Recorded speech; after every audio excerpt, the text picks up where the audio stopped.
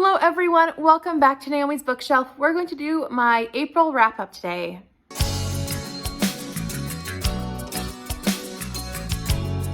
So in April, I read a total of 16 books and one short story, but I'm not going to really talk about that short story as it was a reread, an Agatha Christie short story, which I just was like, let's just reread a little short story. It was called A Voice in the Dark. It was good. I'm not going to really discuss it though. It's for a future discussion video, so don't worry about it. Anyways, we're going to talk about the last 9 books that I read in the month as I kind of blitzed through several in the last week, literally. And I didn't expect that. So here we go. Actually, it's only 8 in this video because the first 4 I read at the Dewey's 24-hour readathon, which I did vlog. I will link that in the cards and down below. But I read 4 after, so we're going to talk about them in total. The first 4 we will talk about now, which was the Dewey's 4. One of them being Claudia and the New Girl. This was by Anne M. Martin and Gabriela Epstien. This one was a 3-star for me. I've been reading my way through the series and I'm officially caught up. The next one comes out in September and I've just been enjoying re-experiencing the Babysitter's Club. This one was about Claudia as she meets a new artist in town. This artist is a new girl in her school and she is quite popular with other art schools, and Claudia feels really like starstruck, and suddenly she starts dropping her responsibilities with the Babysitter's Club and her friends, and it's about her learning what's important and how to balance friendships and responsibilities and new friends along with that. So it was good. I gave it 3 stars. Claudia has never been my favorite Babysitter's Club character, and I think when it comes to the Babysitter's Club, I tend to rate, and I even did as a kid if I were rating books, I tended to like the books about my favorite characters better than the ones without my favorite characters. So Claudia and Stacy being my least favorite members of the club, still liked them, they were just my least favorite. I tended to like their books less. That's just the case for this. But yeah, good one. So I'm excited to pick up the next one when it comes out. There is a new graphic novel artist, so I think they're just changing it up every time, which is interesting. And I mean, I'll keep reading them. They're not always my favorite style, but I just love reading about the Babysitter's Club as an adult. I also read Wolf Hall this month. This one is by Hilary Mantel, and I buddy read this one with Nikki. She's one of my subscribers, and we read a few books together, so thank you for helping me get this one off my TBR. I will be unhauling it because I will never go back to it. This one I am giving 3 stars for its history content, and that alone. I really struggled with this book. It was not an easy read. I feel like it was just draining to read about the certain events and like certain characters in those events. And I know history is really hard to get a good grasp on, and history is really difficult to understand sometimes because you're reading it through factual documents. But when you're reading it through a very black and white lens about certain characters and then gray lens through other characters, it's not quite an easy experience. One thing I really did appreciate about this and really liked and made me chuckle was how they were like, Thomas, and it was like, which Thomas? It's like, there were a lot of Thomases. And then Mary, like, which Mary? It's like, there were a lot of Marys. I liked that, but it was just like, many of the women were one note, and they were either the villain or the hero, or they were the angel or the devil, and there was no in between, and I really didn't like that. There was also it was also very difficult to figure out who was who, like who was the good guy in which scenario, who was the bad guy, if there was a good guy or a bad guy, who was someone you were rooting for, if there was someone to root for, if you should be rooting for anyone. It was just really complex, and I wanted a bit more clear focus in this. I feel like a lot of this was very blurry. I don't know if that's a good way to explain it, but I just felt very confused when reading this. I really liked how it did talk about a lot of the political things and a lot of the church elements, because that's kind of what it was about. But at the same time, it wasn't. This is really about Thomas Cromwell, one of the Thomases, who is working with the cardinal in regards to church matters, and he is kind of on the side against Catholicism, but he is still working with the cardinal. And then as he's working with the church, he's given the opportunity with the Boleyns to help them with their goal of getting Anne Boleyn on the throne and getting Catherine off the crown. And so he's working on all of those things.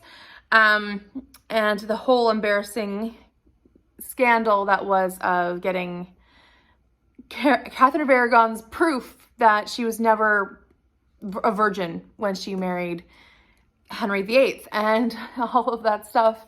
And then, yeah, it was just confusing. I talk a lot about my feelings about this in my Dewey vlog, so you can go check that out if you'd like to. Yeah, I'm just kind of over this book. I don't understand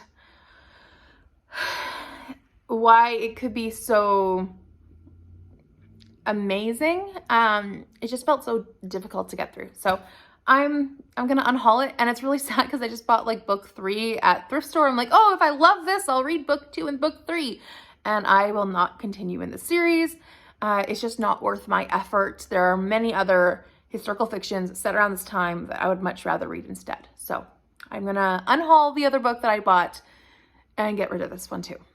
And I'm glad I got it off my TBR because I have owned this book for at least 4 years. Another book that I read during Dewey was Emily Dickinson's Letters. So this is a collection of her letters. It's very short. It's about 225 pages, and it was delightful. I really loved getting to know Emily Dickinson in this really personal way. I did a dedicated review of this collection, and that was up on Monday, so you can go check that out. I will link it, like I said before, about the Dewey vlog in the cards and down below, so you can go check that out. But loved this letters, but not loved the format, so 4 stars. The last thing I read for Dewey was The Case of the Missing Marquis by Nancy Springer. This was the first book in the Enola Holmes series, which I listened to on audio. Also, I should say that Wolf Hall on audio was really great. The narrator was amazing. It was just the content of the book that I struggled with. So if you want to listen to it, I really recommend that. But anyways, Enola Holmes on audio, I really enjoyed that. Also, it was a middle grade, really fast, really fun. And it's about Enola Holmes, who is the much younger sister of Sherlock Holmes, who is trying to get away from her annoying older brothers after her mother has run away. It is not as intense as the movie is because it's very short. It was really just about her running away and coming upon this missing Marquis. I really did enjoy it, and I'm excited to continue on the series. I think it would be a really fun experience to go along that journey with her. She definitely was a very fun 14-year-old to read about, and the books were, like I said, really short. So at least the first one was, and I was excited to read it. So 4 stars. Now we're going to talk about my other 4 books and actually a DNF that I have. We'll talk about the DNF now. I mentioned this in my TBR that I had DNF'd a book, and I got several comments saying I hated this book or it was a really hard book to read. And I'm like, oh, good. I don't feel so bad now about DNFing it. And that was The Little Paris Bookshop. I think I got 50 pages in. I was reading on an ebook, and I was like, I'm just struggling with this. I don't know why. I can't put my finger on why I'm struggling with this book. And so I put it down, and then I got the comments. I'm like, okay, it's not just me. But this one is by Nina George, and I just was like, the premise sounded so good. It's about a bookshop that's on a boat in Paris, and I was like, that sounds really great. And this guy who gives the books out like medicine. I was like, that sounds so wonderful. But reading this book, so the first 50 pages or whatever I read, it was too like fancy writing. I don't know how to say that. It's too flowery. And then as well as that, one of my pet peeves in books when it comes to romances or any other kind of book is when people like just fall into bed with each other. When they're like, oh, I just met you, but I love you. Or I just met you, but I'm insanely attracted to you, so I'm going to have sex with you right now. And I'm really annoyed with that.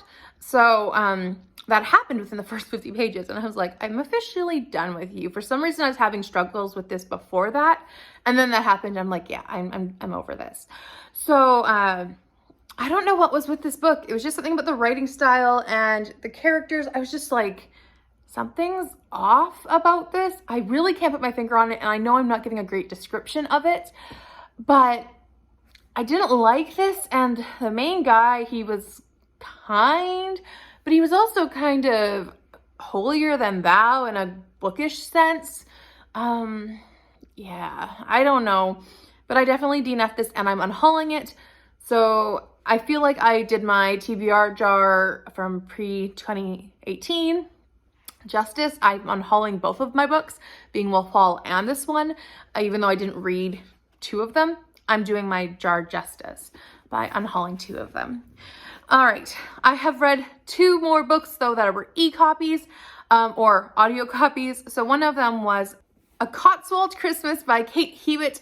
I was needing an ebook, and this just happened to be downloaded already onto my phone, so I picked it up. It was short, a novella, and I was not overly thrilled with it. It was okay. I mean, Christmas books can be read any time of the year. In my personal opinion, I just tend not to pick them up all the time.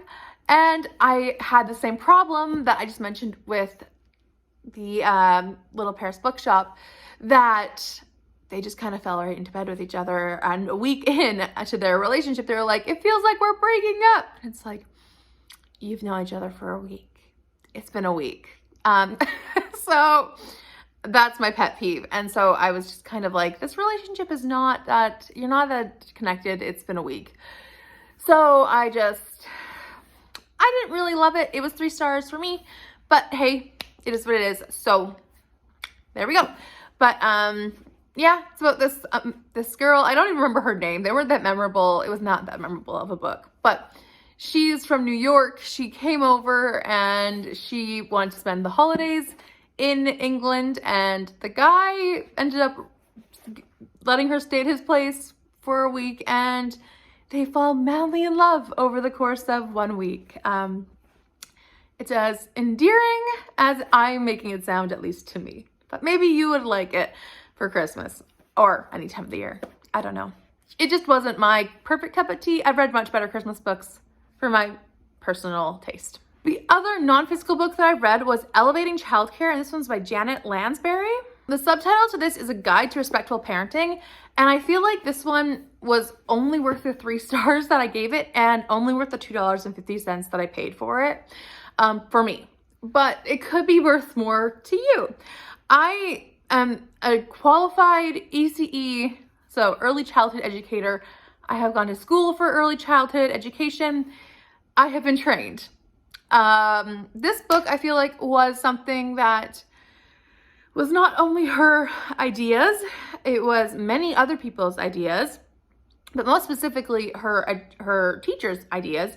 And she basically put this book together off of her blog, I think. It was about 30 essays or blog posts that she had written that she just like read for an audiobook, or put together as a book. And it just was like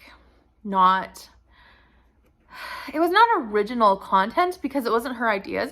Some of them were good ideas. Some of them I really liked, but for the most part, I was like, this wasn't worth a lot of my time, which I'm glad that I only listened for an hour and a half to it, because I did listen on double speed. But if you're not a qualified ECE, it might be a good book for you. However, I don't agree with all of the content in it.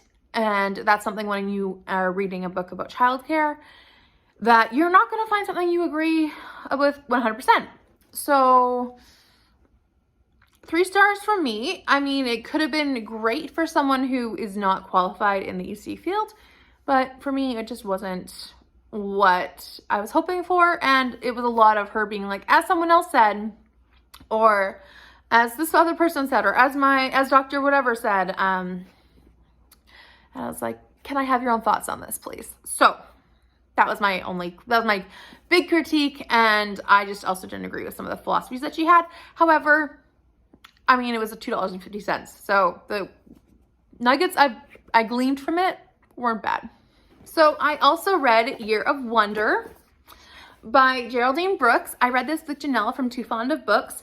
We buddy read this, and I really enjoyed this. This one's about the plague that took place in 1666 in a small town. It's based on true events, and I thought this was a really interesting book.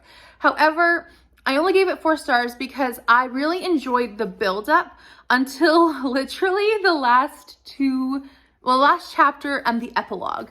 I thought it was really interesting. I liked how the characters were developed. I loved how it showed the development of the town through the plague, through the different paranoia, the different fears, the different elements that would have been affecting the people as people were dwindling, as they were growing weaker because they had more work on them. I feel like I was really enjoying it. Not in a, I hope you understand what I'm saying. It was impacting me, and I felt so sad. And like, because at the beginning they had this chapter from right after the year, you knew that so many people had died. And then when you're reading it, you know so many people have died, you know certain people have died as well. And so as you're reading it, you're waiting for certain people to die as well. So you have this tension of knowing certain people have died, and yet they're alive, and you're reading and you're sad, but you're also like loving the experience. And then the events happen, and it's just a build up. And then the last 2 chapters happened, and it was like a whole different story, and it was like a whirlwind of events. And I was like, I was shaking my head like a tennis match, being like, wait, what happened? And I was just like so confused. I had to like reread pages. I was like, wait, so that happened, and then that happened, and then that happened, and then I was still confused, and I had to go to Goodreads and look up, because someone asked a question, and I was like, wait, that's my question too, and I had to read the answers. I'm like, oh, okay, I get it now, but I still don't understand why she made those writing choices. So yeah, I was confused, but I finished it. So it's 4 stars from me. It does just genuinely follow the year of the plague. It follows mostly a main character named Anna as she survives this year of the plague. You find that out from the very beginning, the first chapter, because like I said, the first chapter is after the year of the plague, but it follows her experience as she goes through the year, when she's helping all the people around her, and when she's really just experiencing what's going on in her town. It's really tragic in some ways, but also shows the different people around her and how a community has to like tie together and build, like, you know, connect. It was really also interesting reading it during COVID-19, gotta say, but really recommend. And I'm also going to be discussing it with my book club. We're doing an impromptu book club meeting about it. Several people have read it in my book club, so we'll be interesting to discuss that one this week, actually. So yeah, will be good. So the last book that I have read in the month was the poetry of Emily Dickinson. I want to round out all of my reading of Emily with her poetry. I wanted to officially read her works, not just her letters, but also her poetry. And I am giving this 3 stars because I think I'm definitely a listener of poetry as opposed to a reader of poetry. I also think that this collection might be the problem, because I was looking up on Goodreads as well, and several people commented that the collection was not the best. So I think this might be my problem also. I did think some of the poetry was beautiful, and I also made a dedicated review of this with the letters, so you can go check that out as well for my full thoughts on this along with the letters in that video. So in regards to stats and goals update for the month, I honestly don't have an accurate number update for the month because I've already read more books and I'm filming this on the 2nd. So like I've already finished more books, but I definitely hit that 4,200 page mark and I'm over as of April 30th, 31st, 30th, like the end of that date, 16,800 pages. I'm over that number. And I finished a series and I did not read a Shakespeare play, but I'm also not too worried about that because I did read so many Shakespeare plays already this year. I have a little breathing room. I do have several up from the library though, so I'm planning on reading or watching a few in May. And then I think that's it for my official goals, aside from obviously reading Agatha Christie, which I did. So that's kind of it for my goals check-in. Yeah, I had a good reading month. I really enjoyed myself when it came to the books I read. Unfortunately, I had a couple duds, but I will be unhauling them and I'm happy that at least I know that they are not for me anymore. So please let me know down below in the comments, what did you read this month? Did you participate in Dewey's? Did you DNF anything? Because I rarely hard DNF something, but I did this month. So I'd love to hear from you down in the comments below. Also, if you're new here, please like and subscribe. And if you're not new here, please like anyways, if you enjoyed it at least. And I will see you next time in another video. Bye for now.